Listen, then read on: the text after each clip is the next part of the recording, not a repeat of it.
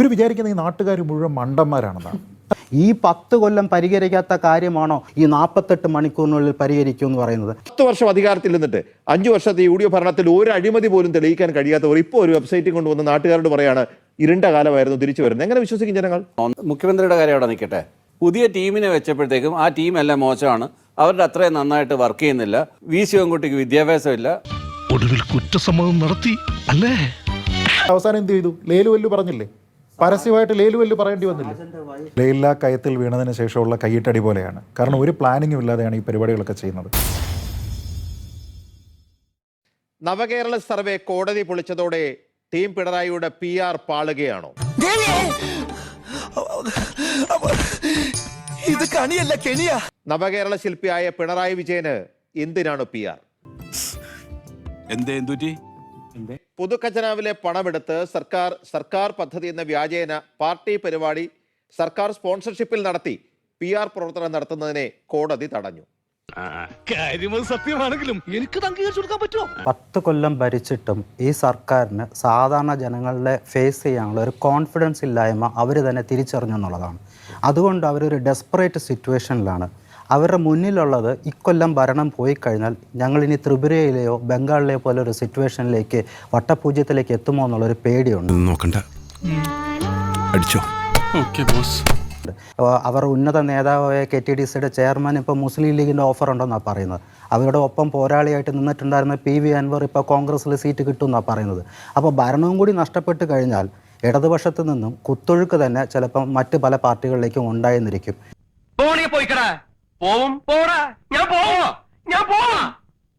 ഈ കോൺഫിഡൻസ് ഇല്ലായ്മ തന്നെയാണ് ഇതിൻ്റെ അകത്തൊരു വലിയ പ്രശ്നം. അവരൊരു സർവേ നടത്താൻ നോക്കി, ഗൃഹസന്ദർശനം എന്നുള്ള രീതിയിൽ.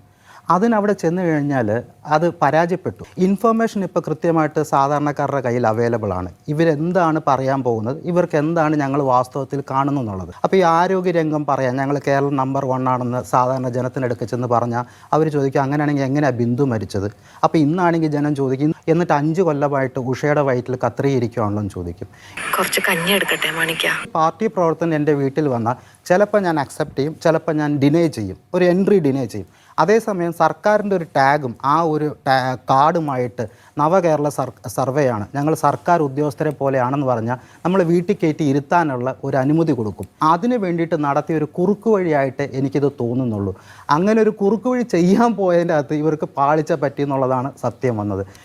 സാരില്ലടാ, നീ എവിടെ പരിപാടി അവതരിപ്പിച്ചാലും ഇത് തന്നെയാണല്ലോ നിന്റെ വിധി. CM വിത്ത് മീ എന്ന് പറഞ്ഞുകൊണ്ട് ടെക്സ്റ്റ് മെസ്സേജായിട്ട് വാട്സപ്പ് മെസ്സേജായിട്ട് മെസ്സേജസ് അയച്ചുകൊണ്ടിരിക്കുക. എനിക്ക് ഒന്നേ ചോദിക്കാനുള്ളൂ, ഈ CM വിത്ത് മീ എന്ന് പറഞ്ഞ് എൻ്റെ ഫോണിൽ മെസ്സേജ് വന്നു, എൻ്റെ നമ്പർ എങ്ങനെയാണ് സർക്കാരിന് കിട്ടിയത്? എൻ്റെ നമ്പരെ പോലെ മറ്റ് പല നമ്പറുകൾ എങ്ങനെയാണ് സർക്കാർ വാങ്ങിച്ചത്? ബൾക്കായിട്ട് നമ്പർ പർച്ചേസ് ചെയ്തിട്ട് ഇത്തരം ഫോർവേഡ് മെസ്സേജസ് അയക്കുന്നത് പ്രൈവറ്റ് കമ്പനികൾ ചെയ്തുകൂടാ എന്ന് പറഞ്ഞുകൊണ്ട് പല കോടതി വിധികളുമുണ്ട്.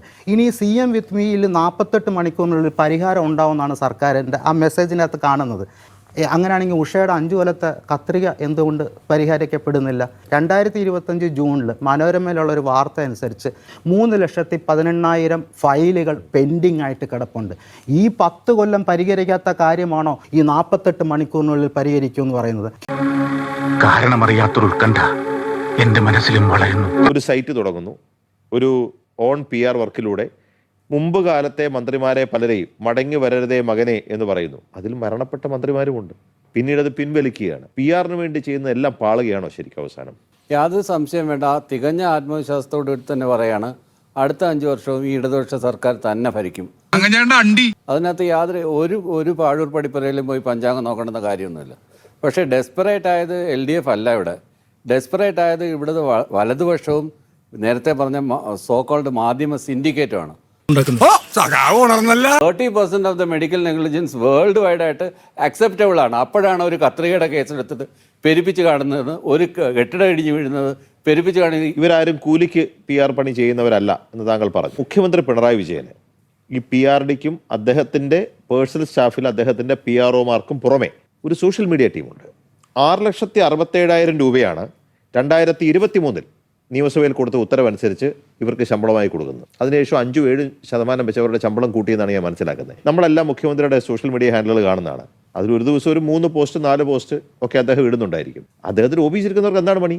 എന്തിനാണ് ഈ 7 ലക്ഷം രൂപയ്ക്ക് ഈ പുറത്തു നിന്നുള്ള ഒരു ബഫർ ഗ്രൂപ്പിനെ വെച്ചിരിക്കുന്നത്? മുഖ്യമന്ത്രിയുടെ കാര്യം അവിടെ നിൽക്കട്ടെ. പക്ഷെ അതിനു മുമ്പ് നീ നാട്ടുകാരനെ തല്ലുകൊണ്ട് മരിക്കും.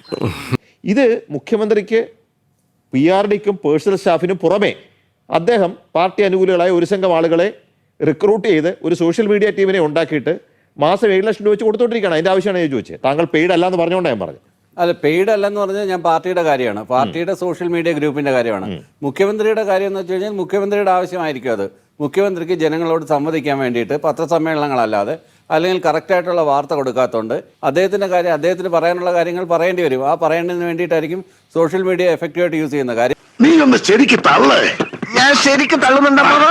10 വർഷം അധികാരത്തിൽ നിന്നിട്ട് 5 വർഷത്തെ UDF ഭരണത്തിൽ ഒരു അഴിമതി പോലും തെളിയിക്കാൻ കഴിയാത്തവർ ഇപ്പോൾ ഒരു വെബ്സൈറ്റിൽ കൊണ്ടുവന്ന് നാട്ടുകാരോട് പറയാണ് ഇരുണ്ട കാലമായിരുന്നു തിരിച്ചു വരുന്നത്. എങ്ങനെ വിശ്വസിക്കും ജനങ്ങൾ? ഒന്നാം പിണറായി സർക്കാരും രണ്ടാം പിണറായി സർക്കാരും തമ്മിലുള്ള കമ്പാരിസൺ നടത്തി ഷൈല ടീച്ചറായിരുന്നു നല്ലതായിരുന്നു, മറ്റേ മന്ത്രിയായിരുന്നു നല്ലതായിരുന്നു, തോമസ് ഐസക് ആയിരുന്നു നല്ലതായിരുന്നു എന്നുള്ള കമ്പാരിസണാണ്.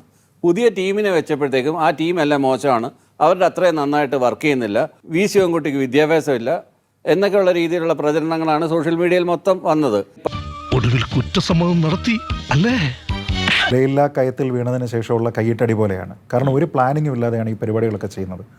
സത്യത്തിൽ CPMനെ ഏത് തെരഞ്ഞെടുപ്പിലും തോൽപ്പിക്കുന്നത് CPMകാർ തന്നെയാണ്. ശ്രീ ജയരാജ് ഇവിടെ സംസാരിക്കുന്ന സമയത്ത് പറഞ്ഞു ലെഫ്റ്റ് ഹാൻഡിലുകളിൽ നിന്ന് നുണപ്രചരണം ഉണ്ടായിട്ടുണ്ടോ എന്ന്. തുറന്നു കാട്ടപ്പെടുന്ന സത്യാനന്തരം എന്നൊരു സംവിധാനം ഉണ്ടായിരുന്നു. അതിൻ്റെ എല്ലാ എപ്പിസോഡും കാണണമെന്നാണ് പറയുന്നത്. സത്യമാണോ ഇല്ലയോ എന്നുള്ളത് ഞാൻ പറയുന്നില്ല, കണ്ട് തീരുമാനിക്കുക. മറിയക്കുട്ടി ചേട്ടത്തി എന്ന് പറഞ്ഞൊരാളിനെ മറക്കാനായിട്ടുള്ള സമയമായിട്ടില്ല. ഏറ്റവും പ്രധാനപ്പെട്ട കേരളത്തിലെ 1-ാം നമ്പർ ലെഫ്റ്റ് ഹാൻഡിലാണ് ദേശാഭിമാനി. അവരുടെ കാര്യത്തിൽ നിങ്ങൾ പറഞ്ഞത് എന്താ? അവർക്ക് എത്ര സ്വത്തുണ്ടെന്നാണ് പറഞ്ഞ്, അവർക്ക് എത്ര ആസ്തിയുണ്ട്, അവരുടെ മക്കളൊക്കെ എന്ത് ചെയ്യുന്നു എന്നാണ് നിങ്ങൾ പറഞ്ഞത്. എന്നിട്ട് അവസാനം എന്ത് ചെയ്തു? ലേലു വല്ലു പറഞ്ഞില്ലേ?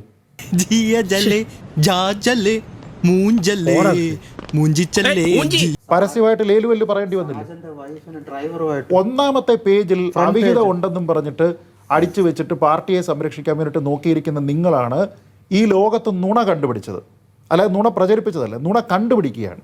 അങ്ങനെയുള്ള ഒരു സംവിധാനത്തിൽ നിന്നിട്ട് എവിടെയാണ് ഞങ്ങൾ നുണ പറഞ്ഞത് എന്ന് പറഞ്ഞു കഴിഞ്ഞാൽ സത്യവും നുണയും തമ്മിലുള്ള അതിർവരം എന്താണെന്ന് നിങ്ങൾക്ക് മനസ്സിലാവാത്തത് കൊണ്ടാണ്. ഇവർ വിചാരിക്കുന്ന ഈ നാട്ടുകാർ മുഴുവൻ മണ്ടന്മാരാണെന്നാണ് അല്ലേ?